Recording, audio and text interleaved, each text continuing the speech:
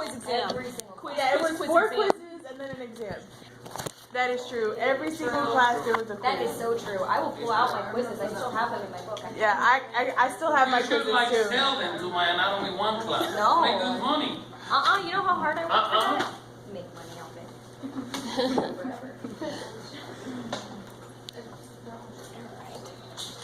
Who was here? Oh. No, one thing got wrong with the exam. In one thing, right? A couple. Let's not start So this what did you do? competition. So what did you do, Mara? The last day of Anatomy 1, did you just like throw your bag somewhere and then you just picked it up for today? Because I was in there the last day of our class. Yeah. Yeah. Just threw it somewhere. I completely disconnected myself from. He disassociated. Me too. That's why I didn't study the arteries. Well, you saw how easy the arteries Yeah, are. they're not that bad. They're easy. Now, the difficult part of the class again is the physiology thing. That's where you're gonna be crying.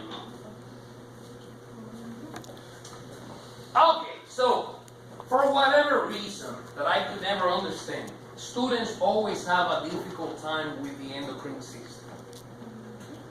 The thing about the endocrine system is that it's a logical system. It makes sense. If you're a logical person, you'll get it. If you want to memorize everything, it's not gonna work. It's logic. So, what is the whole thing about the endocrine system? Let me see if we remember. What was the name of that word, man? The one about the means the balance inside of the body. What? Exactly. That's what this business of endocrine system is all about. And the whole business of homeostasis, how did it work? Based on what? Positive and What? positive and negative. Exactly. Exactly. Positive and negative feedback. Now, we're going to see that the endocrine system is positive and negative feedback, positive and negative feedback, positive and negative feedback. That's the whole thing. So, what is the negative feedback business all about? Hello, anybody? I need to sit. What? Hold on, let me go back to my notes. Negative feedback, people, please. Hold on. Hold on. Anybody, please. Hello. Is it where your body produces? Well, no, if you have too much of something, you stop. Yeah. It's Exactly. You have a quota. I have to make 100 shoes per day. And once I meet my quota, what do? Stop. Stop. Exactly. And I told you 300 examples of positive feedback, of negative feedback. Then I told you that there's a few mechanisms of the body, I could only remember 3, and there all 3 of them are related, that work on the positive feedback business. And they're included in here, and they're included in the last chapter. All 3 of them have to do with sex. So, first, let's make a baby. Making a baby has positive feedback. You start with your partner, the smooching. Then you get into the foreplay. And then you get more, and more intense, and your body starts producing what hormone? The same one that you use to deliver the babies. Right, what's the physiological name of that thing? Pitocin is the pharmacological name. Oxytocin. And the more you get into the foreplay with your partner, the more oxytocin you're going to produce. The more foreplay, the more oxytocin. You get in bed with your partner, you have sex. More sex, more oxytocin, more sex, more, and until you reach the orgasm. And then everything stops. Then what happened? You got pregnant. Any of you people have a kid? Hello, mothers, who has a kid? Summers. Oh, that's right, Somers. Anybody else besides Somers? You know what they, no, not you. You know what they used to call, it used to be her and another girl in the class, and they both had kids. And you know what they call them? The mommies. The mom. So, you're going to deliver the baby. What is the hormone? The same one, oxytocin. So what is the first sign of the delivering the baby? When the baby's coming? You get a Water. contraction. No, before you break the water. You have a contraction. And then the contraction, they're going to happen again like in half an hour. And then they start getting closer and closer and closer. So, same business. One contraction stimulates the pituitary to release the same exact hormone, oxytocin. And the oxytocin stimulates the uterus. Squeeze. More. Squeeze the baby out. Everybody happy, everything stops. And then you got the baby. What do you have to do with the little bugger? Feed it. Huh? Feed the baby. You have to feed the baby. Positive feedback. So, what is a hormone? That's going to be on the final for this class. That's the bonus question. I ask you, what is that? The areola. What is that? The nipple. What is the name of the hormone that stimulates this business? What's the hormone? Prolactin.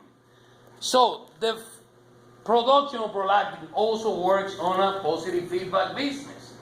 The more you breastfeed the bug, the more milk you're going to produce. The more.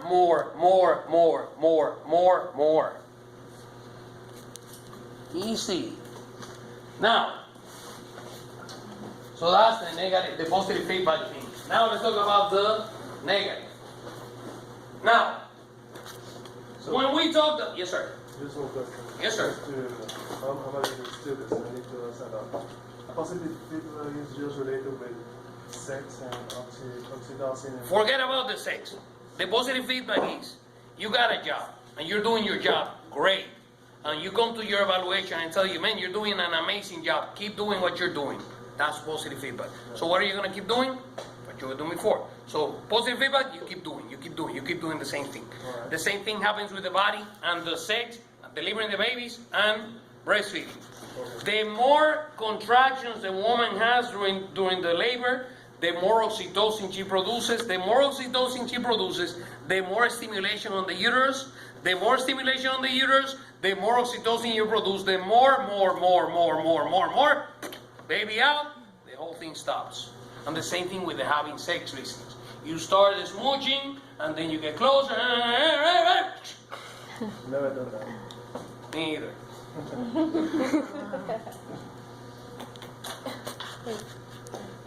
So anyway, here they tell you the relationship, what the comparison between the nervous system and the endocrine system. The nervous system, remember that it works with neurotransmitters. And we talked about the GABA and the epinephrine, the norepinephrine, and all that stuff. That was last semester. Everybody's happy. Now here, instead of neurotransmitters, we deal with hormones. Now, the main business of these hormones is regulation of homeostasis. And of course, every now and then, because, you gotta face it, having sex is not homeostasis, nor delivering a baby, that's not homeostasis. But controlling your calcium levels, controlling your metabolism, controlling your stress levels, that's all homeostasis. So that falls under these business. And all those examples I just gave you, they fall under the negative feedback mechanism.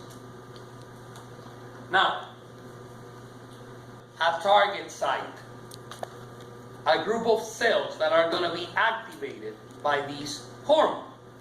And that's why we talked about target cells. Whatever.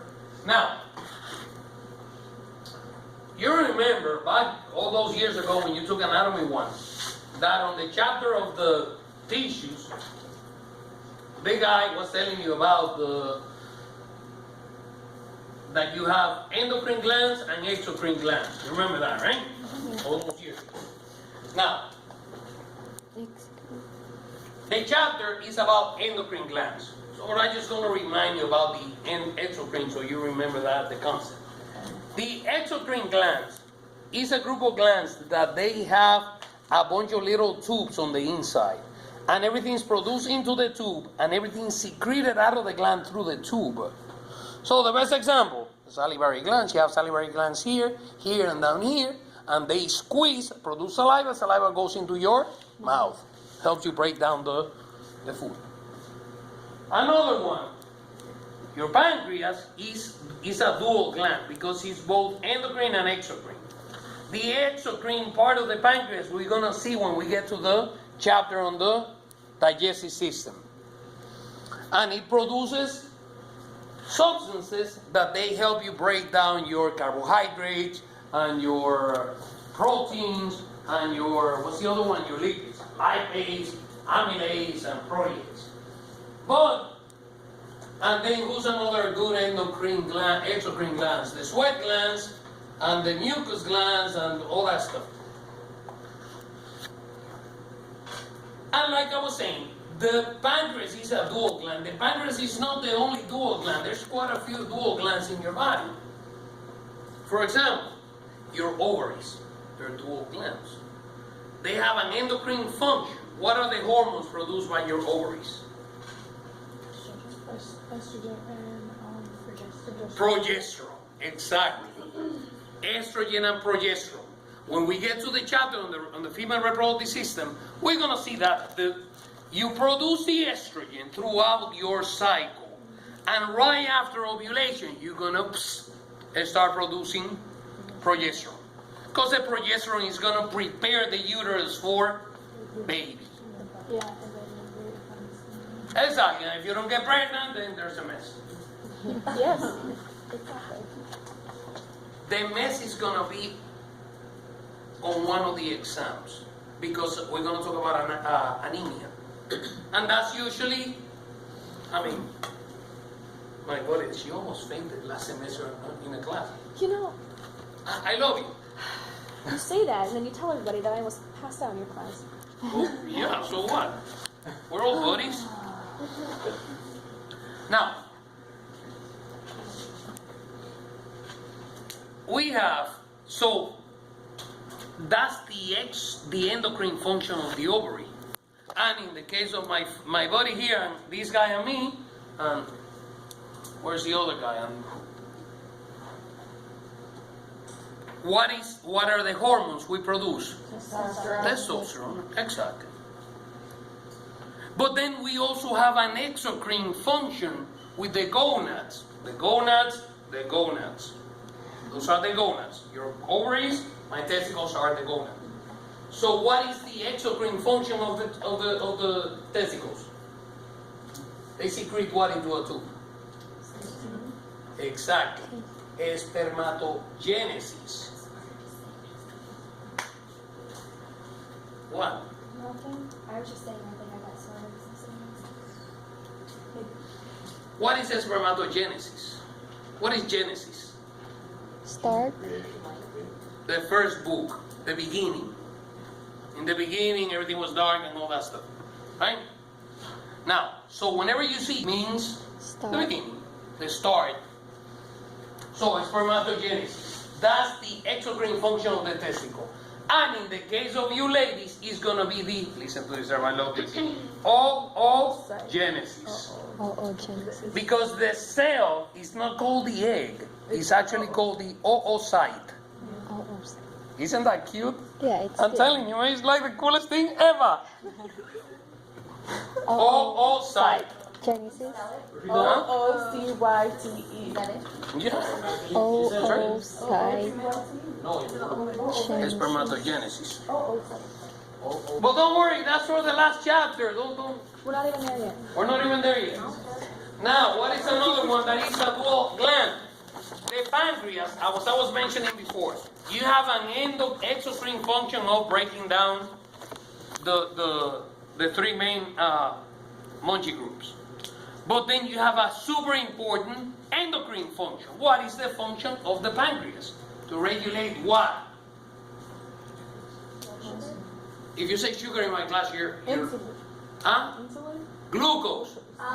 Blood glucose levels. Sugar.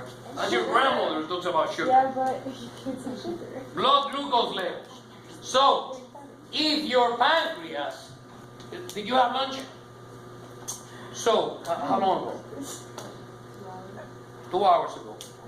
I just had lunch a little while ago. We went to Costco, we ate something. So now, what do you think? Am I hypoglycemic, normal glycemic, or hyperglycemic? Hyper. I just ate. Yeah, hyper. Hyper. Yeah. So I'm hyperglycemic. Let me move to the front. These people are crying. So I'm hyperglycemic. Exactly. So who's gonna sense that? The pancreas. And the pancreas is gonna release a hormone to help me get rid of this excess glucose. What is the name of the hormone? No, the other one. No, man. The one that we inject people with diabetes. Insulin? Insulin. If it's more, If you have hyperglycemia, you Yeah, produce because insulin. when you have it lowers down. And what happens to the production, to the secretion of insulin once your glucose levels are down to normal glycemia? Exactly. So we call that a positive or negative feedback. Negative. Everything's negative. So who hasn't had lunch? Why? I haven't even had breakfast. Same. That's fucked up. How about you? Why not? I just Don't come to my class without having lunch. It's a crime. I mean, Listen, so, at what time did you eat? When was the last time you had anything to eat? Yesterday? Okay. But she hasn't passed out. Why? Nor Alvarez. Why haven't they passed out? because the body releases. the pancreas. The pancreas is gonna sense the fact that you're Hypo. hypoglycemic. And now we're gonna release, Lindsay, it's glucagon. the glucagon or glucagon, where you want to put the action. Leave it on me. So the glucagon. So we release the glucagon, and then what is the glucagon gonna do? It's gonna go find glucose wherever it can find it. It's gonna burn fat. It's gonna break down the glycogen. And this is gonna break down that until you get some glucose so you don't pass out. How do you spell that? I don't know, man. What is it? I don't know how to spell that. So Me either. I don't know how you want. There we go. There we go. That's all I see. Okay.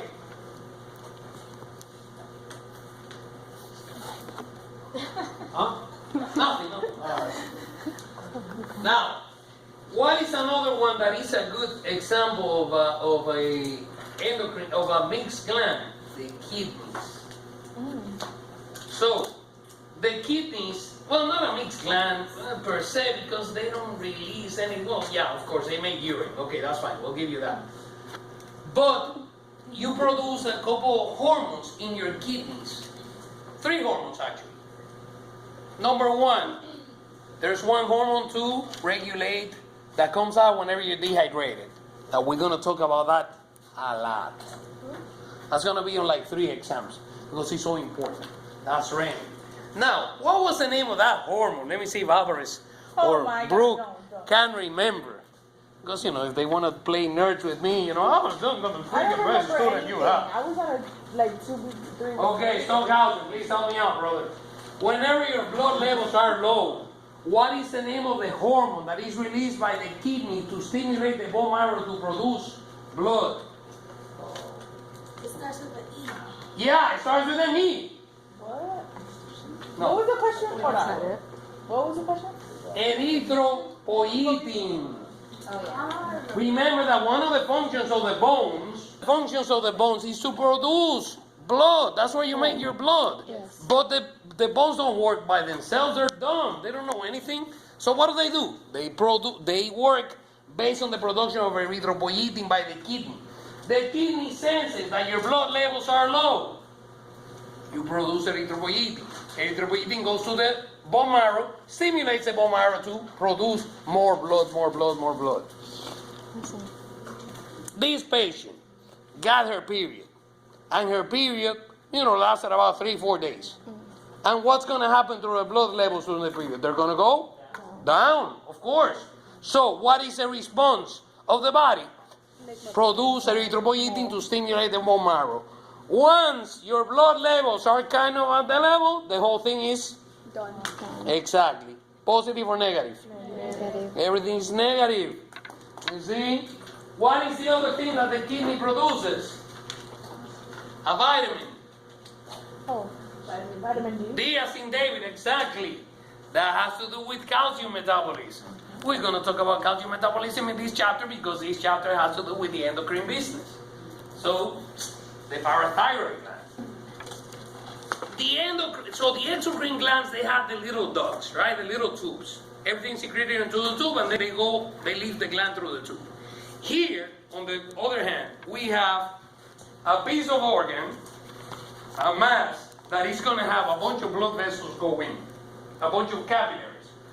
And these capillaries are going to bring blood, and a couple of things might happen.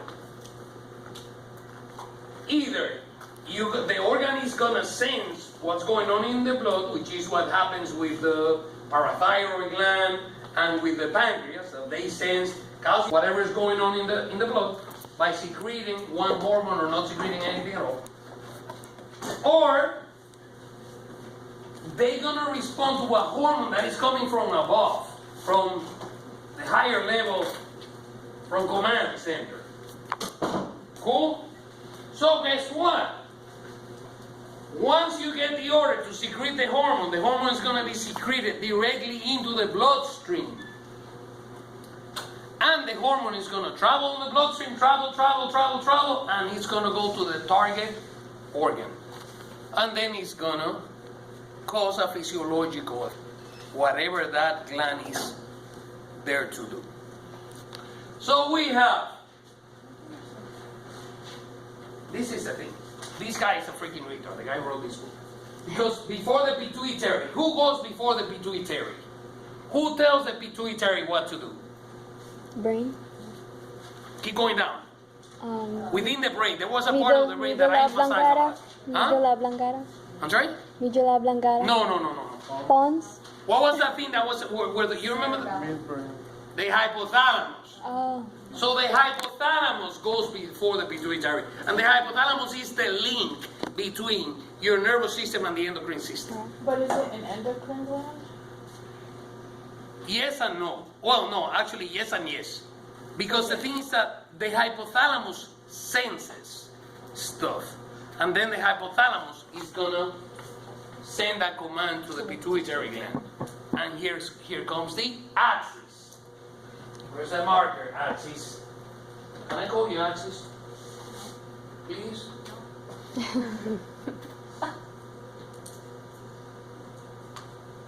Hypothalamus.